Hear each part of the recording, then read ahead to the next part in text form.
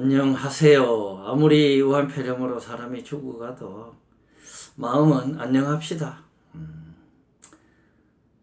또 뭐 교회 갔다가 오니까 또 사망자가 또 생기고 참 환장하겠습니다. 웃을 일이 아닌데 참 기가 차서 나오는 웃음입니다. 이 정부는 왜 이런지 모르겠어요. 이게 뭐 역병에만 무능하고 뭐 그런 게 아니라 이 사람들이 주사파들 포진하고 있어서 그래요. 주사파들이 포진하고 있고 얼치기 좌파들 사회주의자 뭐 깜도 안 되는 것들 거기다가 뭐 진보랍시고 뭐 하는 사람들 제가 왜 얼치기니 뭐랍시고 뭐 이러냐면은요 주사파 빼고는 이것들은 뭐 철학도 없어서 제대로 정신적인 토대 뿌리가 있나 참 의심스러울 때가 많아요. 왜냐하면 행동하고 말하는 거 보면 알거든요. 앞뒤가 안 맞고 논리가 안 맞아요. 그럼 주사파는요. 걔들 원래 그런 거예요. 걔들은 그냥 사이비 종교 광신도들이기 때문에 뭐 지들이 뭐 신천지 욕하고 뭐 그럴 자격도 없는 애들이에요. 신천지도 뭐 우리가 기독교 입장에서 뭐 이건 법적인 이런 걸 떠나서 그냥 교리상으로 사이비니 뭐 이단이니 이렇게 이야기하는 거지. 그 사람들한테 그런 소리 뭐 어떤 공식 석상이나 이런 데서 함부로 이야기하면 명예훼손 됩니다.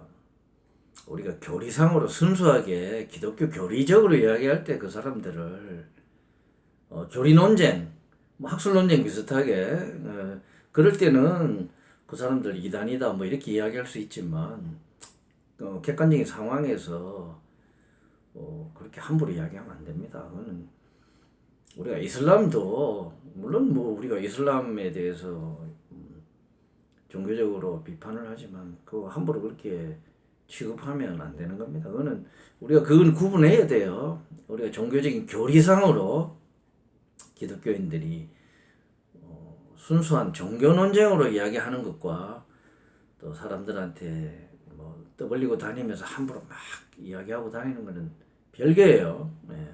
그런 건 조심하시기 바라고요. 돌아와서 뭐 우리 문재인 각하 헛발질 하다가 이제 그렇게 경고를 했는데도 말귀를 못 알아듣고 머리가 무지무지 나쁜 사람 같아요. 근데 어떻게 저 사람이 사법시험을 붙었는지 참 어이가 없는 것 같아요. 저도 사실 법대 나왔거든요. 사법시험 변명을 하자면 별로 보고 싶지 않았어요. 문제라는 게 깊은 철학적인 토대나 뭐 이런 걸 뭐 테스트하거나 거기에 대해서 뭐 이렇게 시험을 보는다기보다는 뭐 떨어진 저희 변명이겠지만 참 어이없는 내용들 많아요. 예. 저는 옛날에 뭐 나이가 좀 있는 사람들은 알 거예요. 하버드 대학의 공부벌레들 뭐 그런 거 제가 고등학교 때 봤는데 그런 법학 공부는 참 재밌었어요. 그 하트군 그러면서 킹스필드 교수 나오고 꽤 그 드라마인데도 법학적인 내용 많았고 미국은 판례법 위주거든요. 저는 또 이 주제에 또 취직을 했는데 법무팀장을 한 15년 이상 했어요. 그 개통 팀장 말고도 다 합하면 한 20년 했고요. 법무팀장 한 12년? 뭐 다른 데 발령받아 좀 너무 오래 하니까 쉬다가 갔다 오고 이렇게 해서 뭐 그렇게 했는데 법무팀장 하면서 소송도 직접 수행해보고 하니까 너무 재밌더라고요, 법이. 그런데 우리나라는 그냥 이론적으로 뭐 잘 알아듣지도 못하는 소리만 장하게 막. 우리나라 법을 알려면요, 독일법을 알아야 되거든요. 독일법은 독일 관념론 철학이 그 밑에 깔려 있어요. 칸트가 법철학자의 대표자예요. 잘들 모르시죠? 칸트는 그냥 철학자인 줄 아시죠? 대표적인 법철학자예요. 해결도 그렇고요. 예. 하여튼 뭐 그 이야기 하려고 하는 건 아니고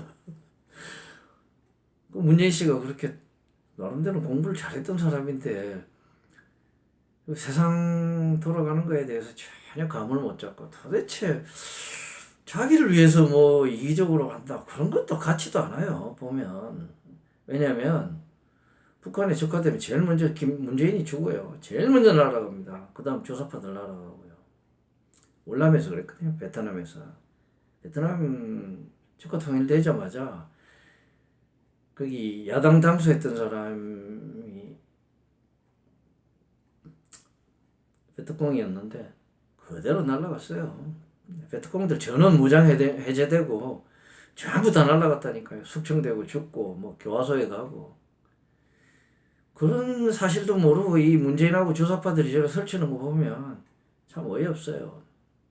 근데 그 주사파들이 저렇게 무능하다고요. 저렇게. 왜냐면 광신도니까 몽상가들이에요. 그래서 우리가 바라면 된다. 뭐 우리가 뭐 우리의 의지로 이렇게 협력하고 열심히 하면 된다. 사이비 광신도들이 그러잖아요. 기독교인들도 조심하세요. 기독교라는 이름 안에 이름만 기독교인이고 허울만 쓰고 정말 제대로 된 기도 안 하고요. 잘못된 기도해서 이상하게 뭐 광신도처럼 하는 사람들 많거든요.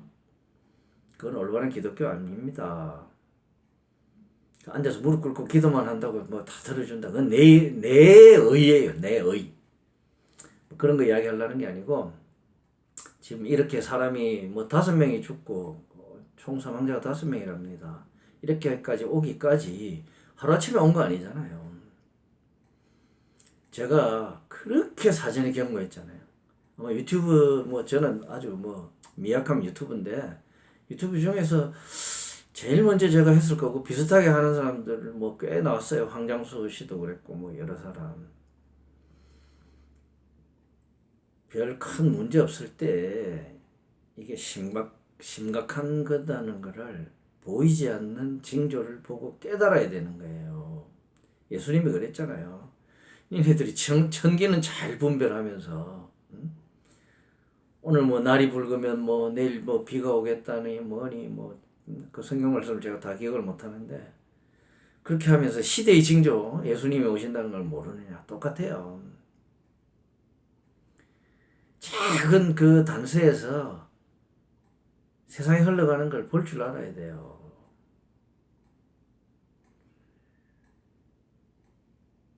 지금 뭐 주식하는 사람들이나 이런 사람들은 우한폐렴 딱 터지니까 발빠르게 그 관련되는 마스크 주식이나 이런 거 사서 돈 많이 벌었을 거예요. 근데 뭐 그런 쪽으로 머리 빠른 사람들이 있고 저는 뭐 돈에 별로 이렇게 뭐 머리가 빠른 사람이 아니라서 6.25 때 보세요. 위행군하고 우리가 막 압록강까지 가가지고 이제 곧 뭐 북진 통일이 다 이루어졌다 이러고 있는데 이미 그때 중공군들이 압록강 넘어서 들어와 있었어요.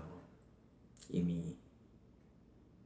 그러면서 갑자기 들고 일어나가지고 막 중공군 참전으로 바뀌었잖아요. 이미 들어와 있었다니까요.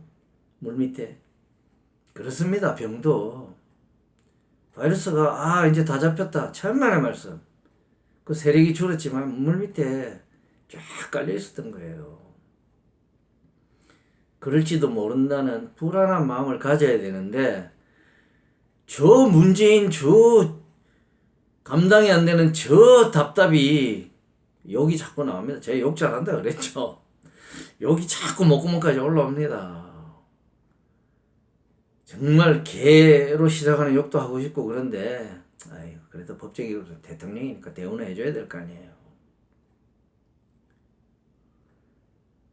과도하게 불안해하지 말라. 과도하게 불안해하지 말라. 뭐 잘 봐주면 경제 한번 살려보겠다고 하도 또 경제가 지랄 같으니까 지가 또 거기다 우한폐렴까지 엎친 데 덮쳐서 지가 공경에 처할 것 같으니까 그런 것 같은데 세월호 때나 그랬어야죠. 물론 그때는 문재인 정권이 아니지만 세월호 때 사람 모이고 뭐 활동하고 음주가무하고 한다고 해서 세월호에 어떤 영향을 미칩니까? 그때 사회 분위기가 만에 하나 조금만 그랬다면 역적되는 분위기였어요. 아니, 컵라면 먹다가 사람이 배고픈데 밥 안 먹어요? 아니, 아무리 뭐 세월호 아니라 우후 세월호라도 밥은 먹어야 되잖아요. 아버지 죽은 장례식장에도 물론 뭐 그 슬픔에 밥 안 먹는 사람도 있지만 밥 먹는 사람 많아요. 상주들도. 아, 밥은 먹고 해야 될 거 아니에요. 장관이 그랬다고 온 쌩 난리치고 그랬지 않습니까? 그때 분위기가 그랬다고요. 그때는 그렇게 했으면 안 됐던 겁니다. 전염병도 아니고 사회에 어떤 영향도 미치지 않았어요. 그때는 오히려 빨리 애도를 접고 정리하고 감정을 그렇게 길게 가져가는 사람들이 어디 있습니까?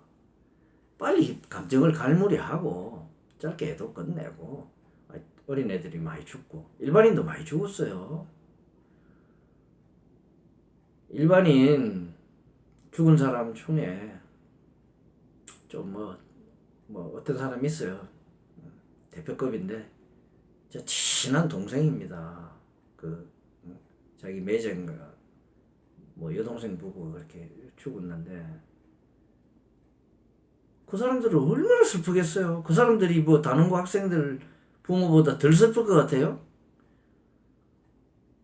죽음에 값이 따로 있나요? 다 똑같은 죽음이에요. 다 고귀한 죽음이고 다 슬픈 죽음이에요. 고귀한 생명이 다 죽은 겁니다. 그 사람들 그렇게 안 내세우잖아요. 뭘 세월호 부모들이 그렇게 내세워가지고 물론 세월호 부모들이 엄중하지 마라 그건 아니지만 보이지 않는 압력이 상당히 컸잖아요. 그때 나이트클럽의 웨이터 부모가 얼마나 답답했겠어요. 물론 자식 죽은 것만큼 못하지만 그 사람도 자기 아들이 영어 못해서 생계가 막히니까 얼마나 화가 나고 분하고 슬플 거예요. 왜 남들한테 그런 피해를 줍니까? 세월호 이야기 하려고 한 건 아닌데 그때 경제가 한 2%인가 3%인가 경제 성장률이 줄어들었다 그래요. 그래가지고 또 메르스 때 그거 반성한다고 우리가 이래서는 안 된다. 세월호 때 그렇게 경제가 위축됐으니 우리가 소비하자. 그래가지고 제가 이야기했죠. 제가 칼럼 썼다고. 저 칼럼에 기고했어요. 메르스야말로 사람 생명이 달린 거니까 경제보다 사람 생명이 더 중요하잖아요. 그때는 경제가 좀 위축돼도 활동을 안 했어야 된다. 전염병이니까. 그랬었거든요. 이번에 또 메르스 때 그랬다 어쩌고 응? 그때도 그래도 위축이 됐다. 우리 소비를 많이 하자.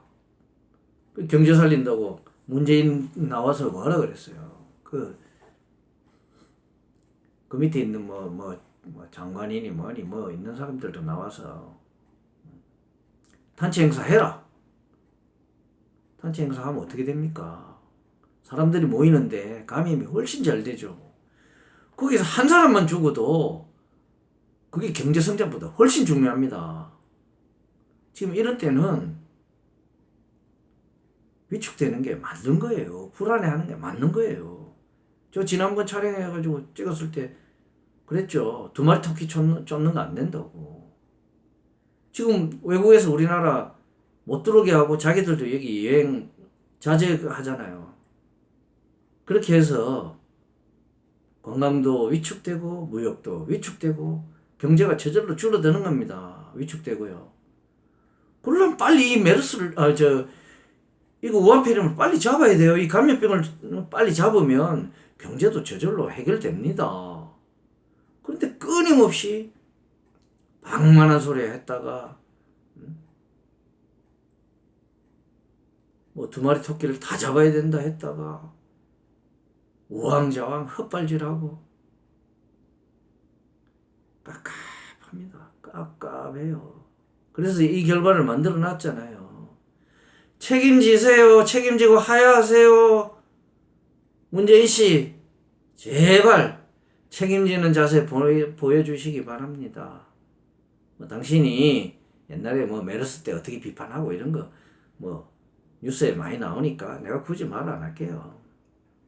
딱 한 가지 당신이 할 일은요, 조용히 하야하세요. 그 국 내가 꾸리고. 제발 부탁합니다. 부탁합니다, 문재인 씨.